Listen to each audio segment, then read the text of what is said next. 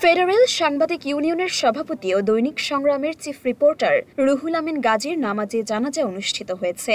বুধবার জাতীয় প্রেস ক্লাবে তার জানাজা হয়। ইমামতি করেন বাংলাদেশ জামায়াতে ইসলামীর আমির ডাক্তার শফিকুর রহমান। দুপুর 12টার কিছু পরে একটি ফ্রিজিং ভ্যানে রুহুল আমিন গাজীর মরদেহ প্রেস ক্লাবে আনা হয়।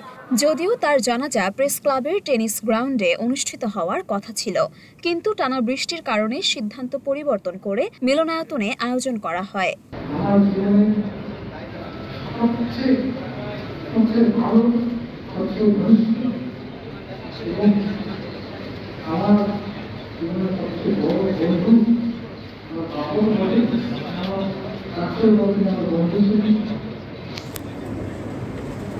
দীর্ঘদিন তিনি লড়াই সংগ্রাম করেছেন। তিনি আমার পরিবারের সাথে সময় এবং আপনাদের সাথে সময় দিয়েছেন। আপনাদের মানুষের সাথে আমাদের কাছে কোনো আপত্তি ছিল না। আমার বাবা আমাকে চেয়েছেন, আপনাদের সাথে সময় দিয়েছেন। তিনি সবসময় চেষ্টা করতেন সত্য কথা বলতেন, আমাদের দায়িত্ব এবং আমার কাছ থেকে তিনি একটাই দাবি করতেন যে আমি যেন দেশে থাকি, দেশ থেকে চলে না থাকি এবং দেশের নাম। জানাজায় ডাক, টেলিযোগাযোগ ও তথ্য প্রযুক্তি উপদেষ্টা মোহাম্মদ নাহিদ ইসলাম, বিএনপির মহাসচিব মির্জা ফখরুল ইসলাম আলমগীর, জামায়াতের সেক্রেটারি জেনারেল অধ্যাপক মিয়া গোলাম পরোয়ার সহ বিভিন্ন রাজনৈতিক দলের নেতাকর্মীরা অংশ নেন।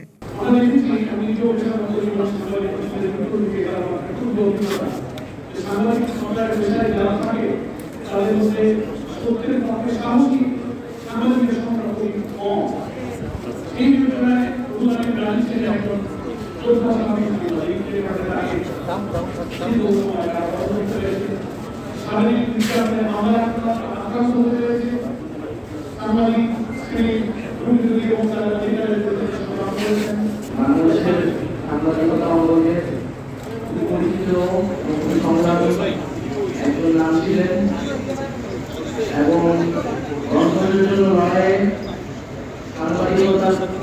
সাংবাদিকতার পক্ষে লড়াই রুহুল আমিন গাজী একজন কঠিন হিসেবে বাংলাদেশে প্রতিষ্ঠিত হয়েছেন।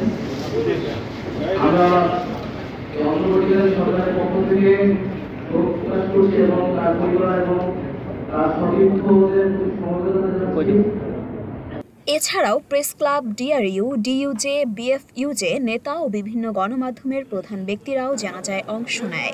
জানাজায় অংশ নেয়া ব্যক্তিরা আমিন গাজীর স্মৃতিচারণ করেন ও আত্মার মাগফিরাত কামনা করেন।